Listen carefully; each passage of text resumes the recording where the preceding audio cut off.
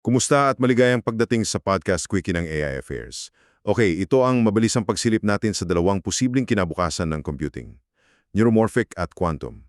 Kasi di ba yung mga computer natin ngayon, paabot na sa limitasyon nila. Kaya may dalawang teknolohiyang nag-uunahan para pumalit.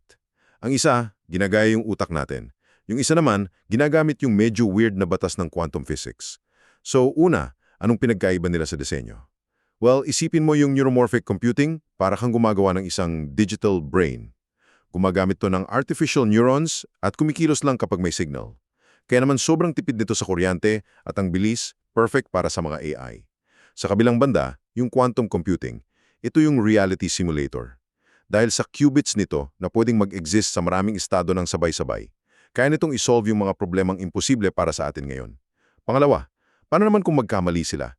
Dito sila nagkakaiba ng malaki. Ang mga neuromorphic system, parang utak din, likas na matibay at kayang mag-adjust sa errors. Pero ang quantum, sobrang sensitibo niyan. Isang maliit na ingay lang, pwedeng magka-error na. Kaya napaka-critical nung tinatawag na fault-tolerant quantum computing, or FTQC, para siguraduhing tama yung mga sagot. At panghuli, kailan ba natin sila magagamit? Yung neuromorphic chips, actually, nagsisimula ng lumabas sa robotics. Malamang maging pangkaraniwan na yan in maybe 3 to 5 years. Yung mga tunay na fault-tolerant quantum computers naman, well, baka isang dekada pa yan o higit pa.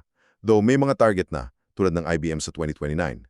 So sa madaling salita, ang laban dito ay sa pagitan ng galing ng utak para sa mga gawain ngayon. Laban sa kapangyarihang baguhin ang realidad natin bukas.